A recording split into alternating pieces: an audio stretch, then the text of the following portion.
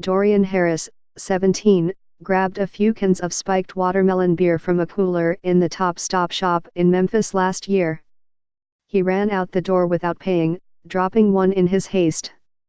The store clerk grabbed a handgun and chased him, firing off a few shots into the dark night. On March 29, the authorities said. I think I shot him, the clerk, Anwar Ghazali, 29, told a customer when he returned to the store, according to a police affidavit and the Shelby County District Attorney's office. Mr. Ghazali did not call the police, the authorities said. Mr. Hariza's body was discovered 2 days later in a nearby yard, where he had bled to death from a gunshot wound in the back of his left leg, the district attorney's office said, and Mr. Ghazali was arrested.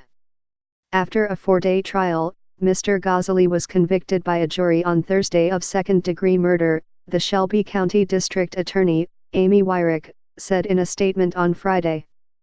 Mr. Harris, she said, had been left to bleed out and die.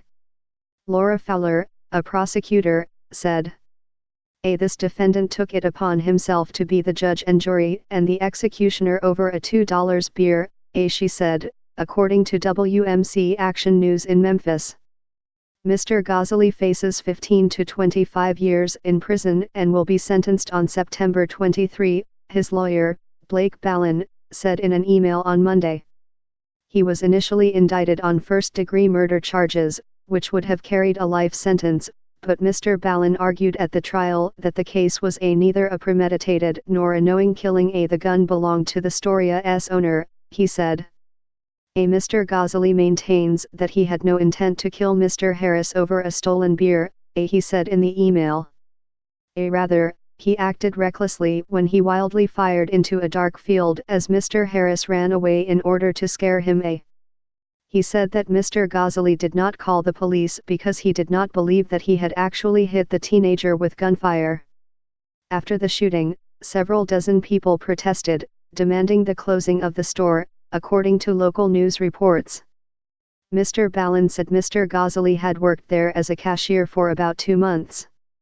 If we don't value black lives and believe that Doriana's life is worth far more than an allegedly stolen beer, then we not authentically honoring my father, the Reverend Bernice King, the daughter of the Reverend Dr. Martin Luther King Jr., and the chief executive of the King Center for Nonviolent Social Change in Atlanta, said on Twitter in April 2018.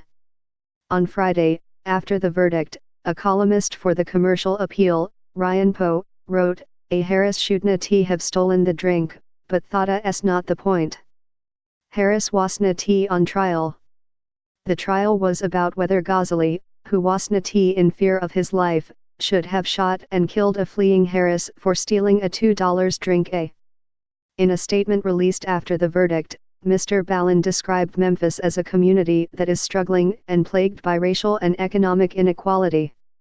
I understand why this case has caused public frustration, because another African American kid has been needlessly killed, Mr. Ballin said in an email on Monday. But decisions of guilt and innocence and questions of intent should not be based on emotion, he said. The defense team did our best to make sure that the jury rendered a verdict based on the facts of the case and not on the color of someone's skin. That would just be another injustice.